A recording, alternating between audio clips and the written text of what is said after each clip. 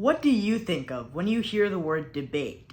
Most people associate debate as two people yelling at each other constantly with no rhyme or argumentation or actual reasoning as to what's going on.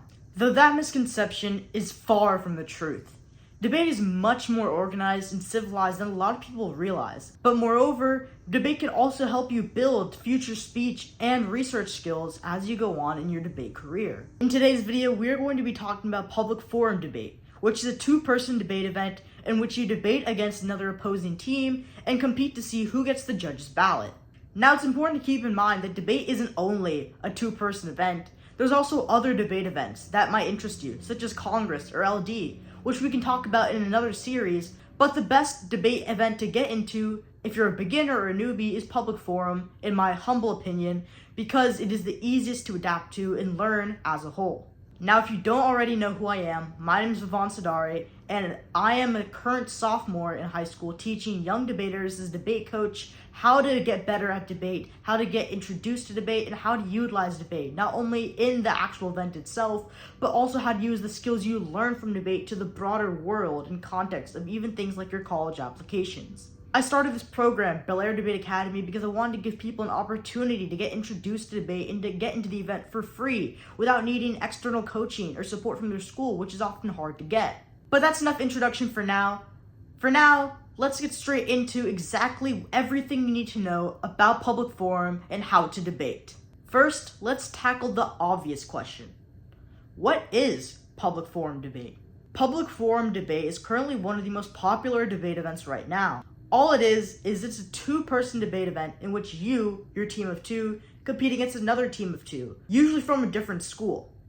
Now, it's important to know this because if you have two teams, you'll obviously need 4 people, which means you can't debate by yourself, you'll need to find a partner. Now, if you don't have a partner, you can always do a different debate event, but I would highly encourage you find one because not only will it help you grow, but it'll also help your partner grow and get better at debate as a whole. Now, the way judging works is quite simple. There's going to be a single judge usually judging your debate round, but sometimes there can be more judges depending on what type of round it is.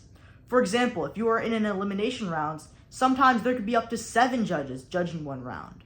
Now, in terms of the actual debate event itself, the way sides work is simple. You have a pro side and you have a con side, an affirmation side and a negation side.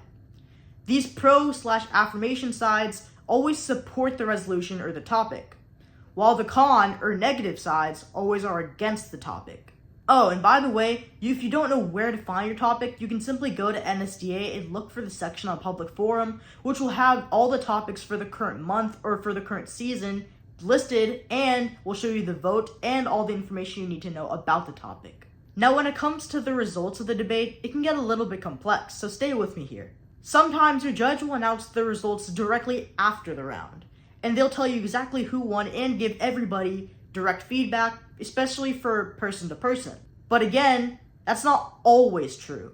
And so there will be some judges that don't announce the results directly after the round, and there will be a site called Tabroom which has the results for you, which may be announced later in the tournament or directly after the round ends and the next one begins. If you're stressed that you don't know what Tabroom is, do not worry, do not click off this video yet, because even if you don't know what Tabroom is, you don't need to know it just yet, because we will explain it in another video, which will give you all the information you need to know about Tabroom and how you can use it to sign up for tournaments. Though now that we've covered almost everything you need to know about the basics of what public forum actually looks like, it's time we talk about some specifics. Starting off with topics themselves, topics are often called resolutions by many debaters. And each resolution is just usually decided within 1 to 2 months, and will alternate between the cycle. For example, in the first half of this year, throughout December, you will see topics every 2 months. But after December, starting January, you will see topics rotate about every month. These topics are specifically picked as well, so they're often meant to reflect real-world situations that are going on right now, and that's why they have so much information on them a lot of the times. Now, you may not know a lot about the topics, and that's perfectly fine. You're not expected to know anything about the topic, and in fact, if you don't know anything about the topic, it can actually help you to have a more open mind when it comes to researching the topic. A debate may seem like a long time at the face of it, but in reality, once you're actually in the seat debating, it goes by much quicker than you'd want it.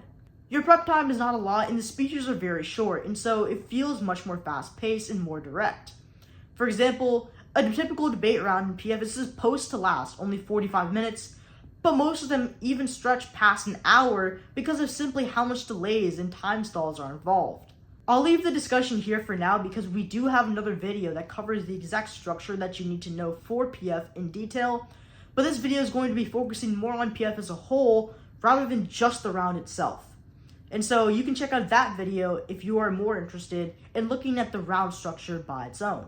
Now let's talk about who competes in PF. PF is primarily for high schoolers, but there are other subdivisions of PF.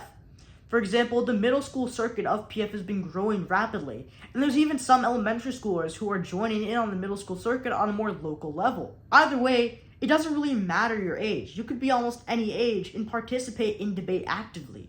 And so it's good that you start earlier, even if it may seem like you're too early for it or you're too late for it.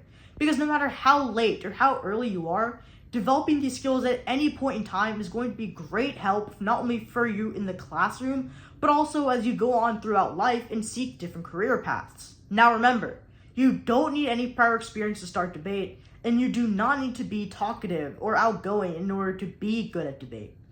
I myself am very shy, and I have succeeded at debate at the national, state, and even local level.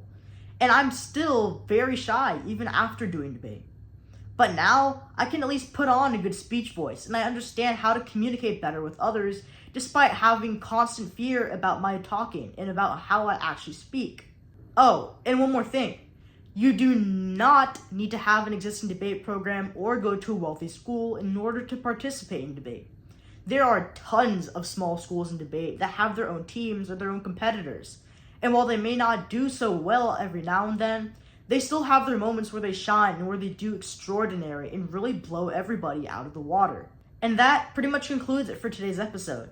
If you want to check out more about Public Forum, then I highly encourage you to check out the rest of this series, which is all the videos you need to know about a beginner's guide to Public Forum and exactly how you can get involved with the event, how you can actually participate more in the event, and everything you need to do to be successful in the event.